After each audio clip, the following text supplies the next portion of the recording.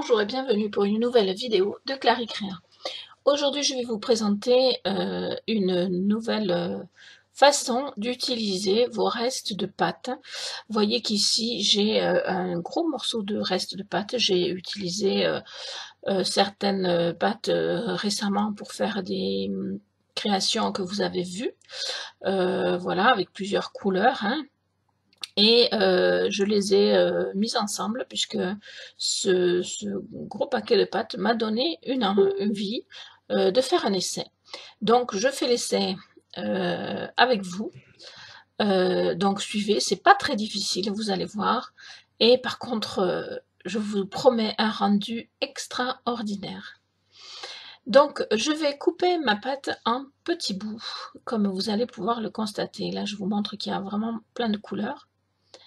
Et puis donc je vais couper ça en petits bouts, ça prend pas longtemps, mais bon, il faut voilà, il faut bien le couper en petits bouts, ne pas laisser des trop gros bouts, de façon à ce que les morceaux puissent bien se mélanger. Vous voyez que j'ai passé un accéléré pour aller plus vite.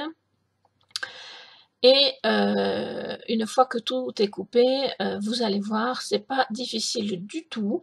Donc ça vous permet soit d'utiliser vos restes de pâte, mais aussi vous pouvez faire cette technique avec plusieurs couleurs qui vous font plaisir. Là c'est aléatoire puisque ce sont des couleurs que j'ai utilisées récemment, mais ça peut être vous qui décidez de plusieurs couleurs que vous avez envie de mettre ensemble.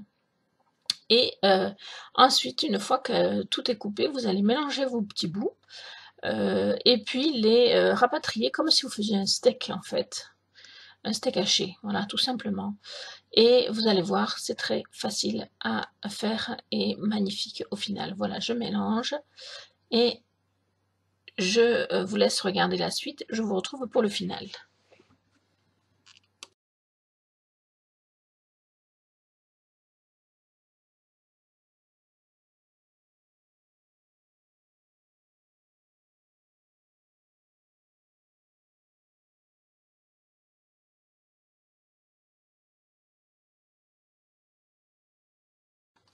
Alors, vous allez voir que là, je vais passer donc ma préparation dans la machine à pâte, mais si le cœur vous en dit, vous pouvez très bien le faire avec le rouleau. Regardez-moi ce rendu. Alors ça, c'est après l'avoir passé une fois dans la machine à pâte, c'est déjà magnifique. J'ai longuement hésité à savoir si je le passais dans la machine à pâte une seconde fois, mais j'avais peur que la pâte ne soit pas assez homogène avec un seul passage dans la machine. Du coup, je l'ai plié en deux pour le repasser, ce qui lui a donné euh, un autre aspect très sympa aussi, comme vous allez pouvoir le constater très vite. Voilà, la première fois, ça fait vraiment comme des points, et là, par contre, regardez ça, ça fait un peu comme si vous étiez un peintre devant une toile que vous avez peinte, tout simplement.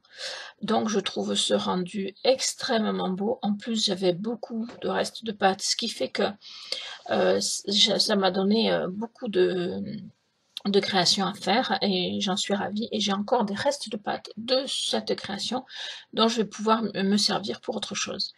Donc je vous montre quelques réalisations que j'ai faites avec cette préparation de pâte. Vous voyez que ça a rendu vraiment très sympa. Tout n'est pas là, mais il y en a une partie. Alors là, je vous montre, c'est pour des boucles d'oreilles. Alors le support, c'est du violet, mais j'y ai mis de la poudre perlex dont je vous reparlerai plus tard sur une autre vidéo. Ici, c'est avec une plaque de texture que j'ai mise à l'envers. Ici, c'est avec une autre technique, avec la lame crantée. Et je me suis aussi amusée à faire une jolie fleur qui va me servir, je ne sais pas encore où, mais je suis sûre de trouver parce qu'elle est magnifique. Voilà, donc j'espère que cette vidéo vous aura plu et que vous allez vous éclater avec vos restes de pâte. Je vous remercie, je vous dis à bientôt.